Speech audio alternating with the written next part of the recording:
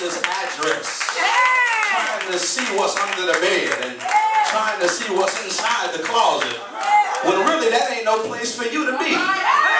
All you were supposed to do was just go to the house and have a good time. But when you went to the restroom, you went people's medicine cabinet. And I'm talking to some real people in this place. Don't pretend like you never went to medicine cabinet. I'm talking to some real people. I just preach the truth, that's all. This is so interesting because it is like this. Hannah has no problems receiving the negative. She has no problems receiving everything that happens to be negative, but somehow cannot conceive the very thing that she actually wants in her life. Do you know this, that the thing that she desires to have, some people don't even want? Yes. I'm talking about children. When you found out she was pregnant, you didn't want to keep it. Because you knew that the situation and responsibility was getting ready to change. Amen. But now you have people out there in the world that would do anything just to conceive their own child. I must be talking to myself in this place. You preach. Mothers, it is mothers that have wondered how much worse could this thing possibly get. I want you to know God is getting ready to turn it around. Which brings us to our second point. A first-hand opposition.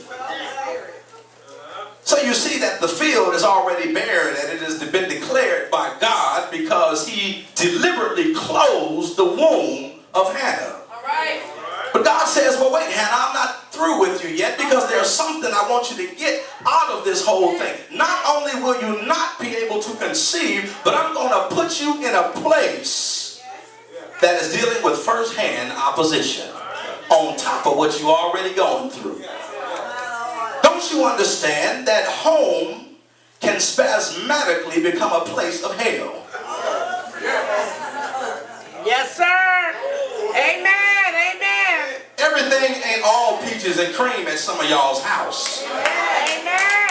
When you go in there, there's havoc being reaped all day long. Husbands, wives, and children are wreaking havoc and hell because there is no order in the house. There are certain men who said that they would be over their house, but can't seem to control all the functions that come with it. And I'm talking to some real people in this place. We're going somewhere for a reason. Yes. It is true in Hannah's case because she happens to be one of the wives of Elkanah. One of the wives of Elkanah. Yes, sir. So what do you mean, preacher? Are you saying that it's okay to have two wives? No, I'm not saying that. Because some things in the Bible God did not approve of. But he had to put it in there for our historical understanding. So it is true in Hannah's case that she happens to be one of the wives of Elkanah and is being oppressed, is the oppressed victim of Peninnah, the other wife. Are you with me? Most of y'all just like to read the New Testament. I'm going to go old school on y'all. I'm getting ready to go old school. Yeah, we in 1 Samuel. Now listen here. This is a man who is a person of high status. And he comes to the realization that because of the laws of the land, it is okay for me to assume the position of a second wife. Oh yes. Come on now. And because of your material status at that time, you could decide if you wanted to have a second wife, because if you had enough money to take care of them, quote unquote, everything was all right. Amen. Yes. But in the eyesight of God, he never intended for it to be that way. No, sir. No, sir. But he said, says, I have two wives here.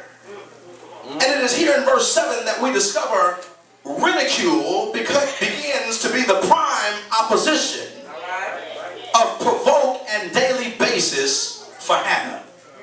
So now she's in the house. And if you can imagine Hannah, she's in the house, and here comes Peninnah, who already has her own offspring, who's already upset at the fact that she is sharing